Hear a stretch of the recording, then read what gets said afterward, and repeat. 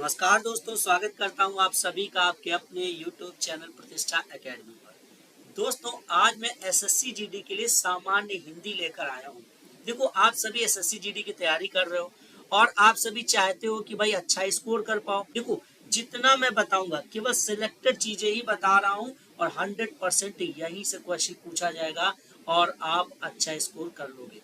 देखो, पहले हमने लिया है अलंकार।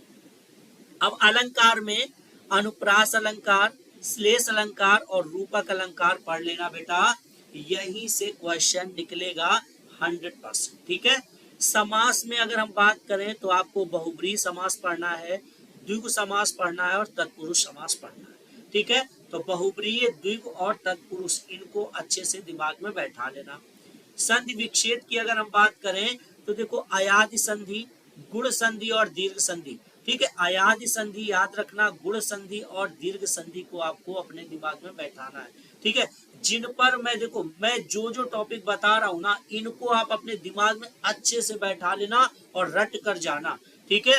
विराम चिन्ह भी आपको पढ़ने हैं। विराम चिन्ह में कौन कौन से प्रश्नवाचक और विस्मयादिबोधक, ये दोनों आपको दिमाग में बैठा लेना है। और रस में केवल बेटा वीर रस आप पढ़ लेना, आपका काम हो जाएगा। ठीक है। चलिए देखो जरा, वाच्य वाच्य भी आपसे पूछे जाएंगे। तो वाच्य में क्या आपको पढ़ना है? भाव वाच्य आपको ध्यान से पढ़ना है। ठीक है। छंद में आपको दोहा पढ़ना है। छंद में क्या पढ़ोगे आप? दोहा पढ़ोगे। अब देखो, प्रमुख रचनाएं तो आपसे पूछी ही जाएंगी और रचनाओं में देखो किसको किसको पढ़ना है। जयशंकर प्रसाद, महादेवी वर्मा, कालिदास, राहुल सांकृत्यायन, वात्स्यायन, जयदेव, पाणिनि और हरिवंश राय बच्चन, इनकी रचनाएं पढ़ लेना। इन्हीं से क्वेश्चन पूछा जाएगा। और रचनाओं को मैंने ट्रिक से याद कराया है, तो मेरी ट्रिक एक बार अगर सुन लोगे तो हमेशा आपको तैयार हो जाएगा। इस वीडियो के डिस्क्रिप्शन में मैंने लिंक भी दे रखा है, तो देख सकते हो। और या फिर आप YouTube पर सर्च कर लेना कि प्रमुख रचनाएं बाई प्रतिष्ठा एकेडमी, तो मेरे द्वारा पढ़ाई हुई रचनाएं आपको मिल जाएंगी। ठीक है।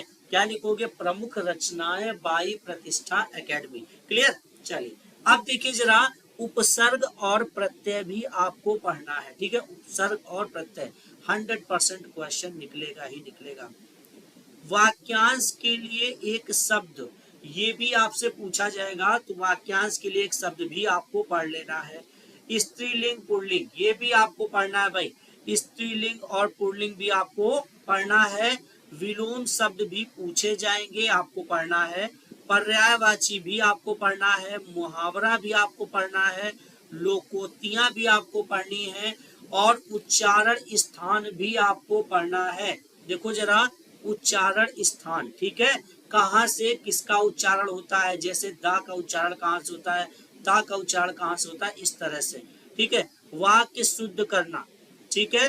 वाक्य शुद्ध और अशुद्ध भी आपको ध्यान से पढ़ना होता है और उसके बाद आपको टिक करना होता है। तत्सम तद्भव 100% पूछा ही जाएगा, आपको तत्सम तद्भव पढ़ना है। ठीक है।